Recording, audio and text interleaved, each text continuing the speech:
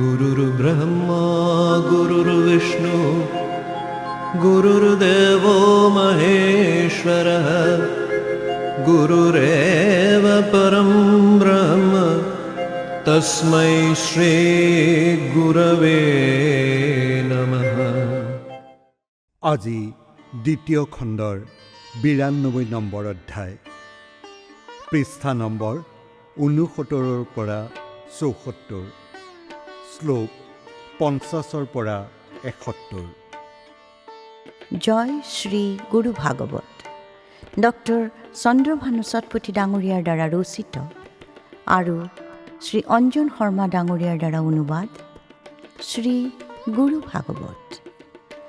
আজি আমি সদগুৰুৰ দিব্য ব্যাপক কৰ্মৰ বিষয়ে জানো।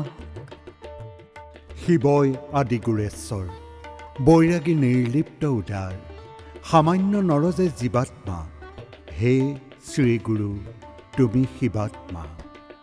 শিৱই আদি গুৰুৰূপী ঈশ্বৰ আৰু তেওঁ বিতৰাগী, নিৰ্লিপ্ত তথা উদাৰ। সাধাৰণ মানুহ মানেই জীৱাত্মা, কিন্তু হে শ্ৰীগুৰু আপুনি শিৱাত্মা।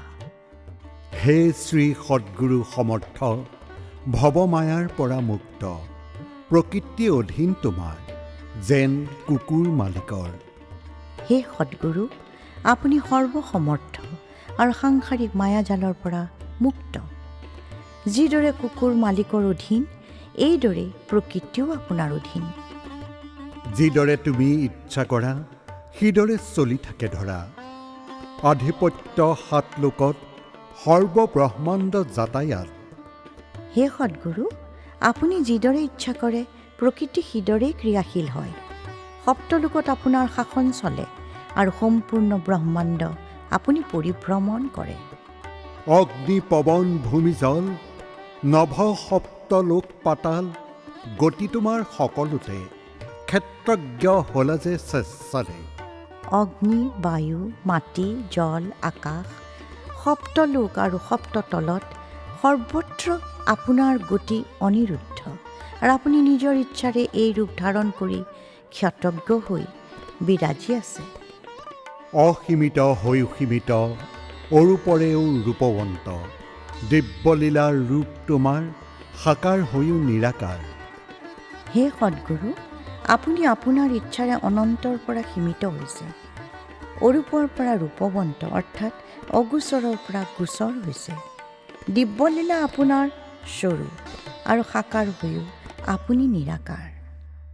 নিৰাকাৰ ব্ৰহ্ম অনন্ত, তুমি যে হলা ৰূপৱন্ত, দৈৱী শক্তি খেলা তোমাৰ, অন্তৰালে তব দেহৰ। নিৰাকাৰ অনন্ত ব্ৰহ্মই আপুনি সদগুৰু হৈ প্ৰকটিত হৈছে। সমস্ত দৈৱিক শক্তি আপোনাৰ দেহত প্ৰচণ্ড ৰূপেৰে কাৰ্য কৰে। বিশ্ব চৈতন্যত নিমগ্ন, দূৰৰ ঘটনা প্ৰত্যক্ষ, ঘটনা ঘটিবৰ পূৰ্বে সূচনা দিয়া মাজে মাজে। বিশ্ব চেতনাত নিমগ্ন হৈ থাকিও সুদূৰৰ ঘটনাৰ আপুনি দ্ৰষ্টা। তদুপৰি কোনো ঘটনা সংঘটিত হোৱাৰ পূৰ্বে কেতিয়াবা কেতিয়াবা আপুনি জনাই দিয়ে। প্ৰভুৰ লীলা দেখি দেখি ব্ৰহ্মলীলাৰ সাক্ষী তুমি, মহাবিশ্বৰ সকলোতে ব্ৰহ্মময় তব নয়নে। আপুনি প্ৰভু লীলা দেখি থাকে আৰু প্ৰভুৰ ব্ৰহ্মলীলাৰ আপুনি সাক্ষী। সেইবাবে এই মহাবিশ্বত আপুনি সকলোতে ব্ৰহ্মময় দেখে। প্ৰভুৰ লীলা দেখি থকা, নিৰ্লিপ্ত ভাৱ ধৰি থকা, প্ৰভুৰ যোজনা অনুসাৰে কৰ্ম কৰা যে জগতৰে। আপুনি প্ৰভুৰ লীলা নিৰ্লিপ্তভাৱেৰে দেখি থাকে আৰু প্ৰভুৰ পৰিকল্পনা অনুসৰি এই সংসাৰত কৰ্ম কৰি থাকে। সৃষ্টিৰ অলেখ জগত, প্ৰভুৰ কল্পনা সঞ্জাত, সৃষ্টি হ'লে যে সমাপ্তি, নৱসৃষ্টিৰ উৎপত্তি। সৃষ্টিৰ অসংখ্য জগত প্ৰভুৰ কল্পনাৰে উৎপন্ন হৈছে আৰু সৃষ্টিৰ সমাপ্তি হোৱাৰ পিছতো নতুন সৃষ্টিৰ উৎপত্তি হয়। কোনো গ্ৰহৰ আকাশতে জন্মিব জীৱ কি প্ৰকাৰে, কোন তৰাৰ মৃত্যু হ'ব কোনটো নক্ষত্ৰ জন্মিব? অনন্ত ব্ৰহ্মাণ্ডৰ কোনখন আকাশত কোনটো গ্ৰহৰ সৃষ্টি হ'ব আৰু তাত কেনে প্ৰকাৰৰ জীৱ জন্মিব তথা কোনটো নক্ষত্ৰ নষ্ট হ'ব আৰু কোনটো নতুন নক্ষত্ৰ সৃষ্টি হ'ব, সকলো আপুনি জানে। কোন গ্ৰহৰ কি প্ৰকাৰ? প্ৰগতি হ'ব চেতনাৰ? কি ৰূপ হ'ব প্ৰাণী কিম্বা নতুন সভ্যতাৰ? কোন গ্ৰহত চেতনাৰ কেনেধৰণৰ প্ৰগতি হ'ব আৰু প্ৰাণীকুলৰ লগতে নতুন সভ্যতাৰ কেনে ৰূপ হ'ব, সেইবোৰো আপুনি জানে।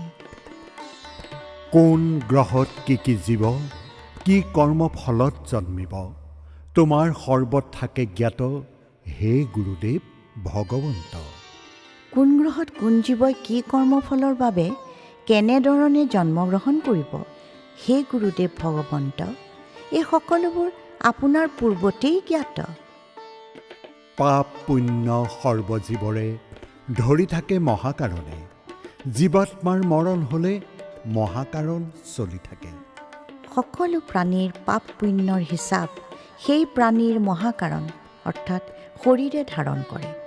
জীৱাত্মাৰ মৃত্যু হোৱাৰ পিছত সেই মহাকাৰণ শৰীৰ ক্ৰিয়াশীল হয়।